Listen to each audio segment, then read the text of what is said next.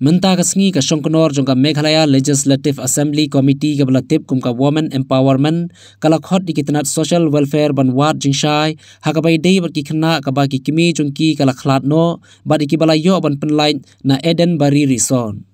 Habakran shkila pathai khubor ka kong amparin kalai thu baka committee kalayo ka jing Pynshai hakabai dei baka jingsha Pyniap ka kong siang shai ka badon shiphongut ki khon ha East Jingiarap Hills na kini ki prangun dei ki badang rin na kalian jong ka committee ka doni ka jingso khya bat ka kwa ba yikini ki khna dei ban peit da ka sarkar. Hakaway par ka jingsha Pyniap jong ka kong Garcia bare la shim ya karai baka Kmie ka kong bina bare kan shim ban sumari kini ki khna arngun badang prasnam bat khat arsnam laptha ka social welfare bakan ai ka kaipod ba pentikna bakan don ka Jingiarap pisa ka babiang baka Kmie ka balan riopau arsnam kan yo ban sumar ye ki khun ksiu. Habai dei pat baga jingja hanongra ka baki arngut ki khon kila Shah Pyniap ka sarkar kala deb ban ai Jingiarap shilak tengka bat menta dang pen kre ban ai susu sasan lak tengka ka ban la ban yakhun ya ka mukot duma.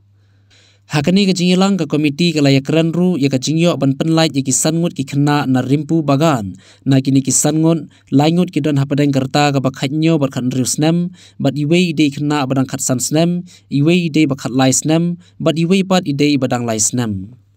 Hills, ilalak ba ibe Kmie idon hado prangut kikon, hado shipongut kikon, prangut idam de kislum kikna, tingila bot den ruban pet, ya ka jinglong ka jingman jo gidi kislum on bo pet dam, aga jing pet jo kikon kijat, riban pet ru ka sarkar kale riban kampan le. Ila kita di sawat ki khilong langa iti shaki observational goals ki boker an pet ba ki let pan peteng ya ka puli ka puthi ka joki idon ni khilong ki ban presnem ba yo I ye ki jinja mat joki an pet be yo ya ka ki doktor ki betbet ki ban yarap I ba in klep ki jinja naktong ni yo I pade ki don ki khilong ki kham he ki bala kloi ban shim de ki men joki ban kham ramba aku we aku aku Islam. But niyo ba kini kinumpak lang bantha iki ban pendet ya kapuli uthi kujuki kini lapet pi ba social welfare dari voting ni nata ye ji bilong pe ba Khmat hapo East Jingiarap Hills balala ikabet hapo highway ya ka case to ki kon to ituru ni lapha ba bantha ya social welfare ba kadon kam kerke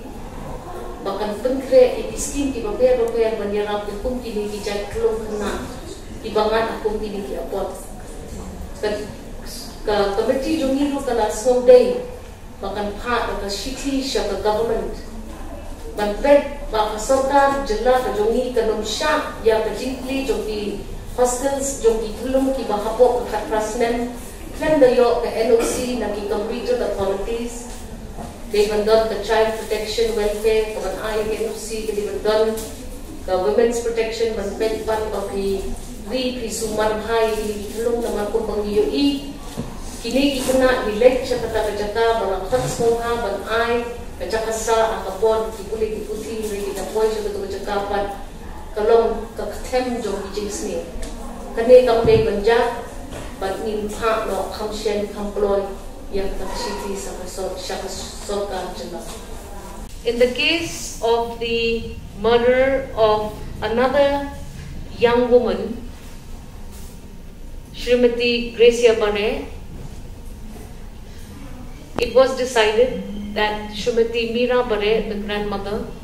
will take care of the 8-year-old and 12-year-old sons of late Srimati Gracia Bare. We have requested the Department of Social Welfare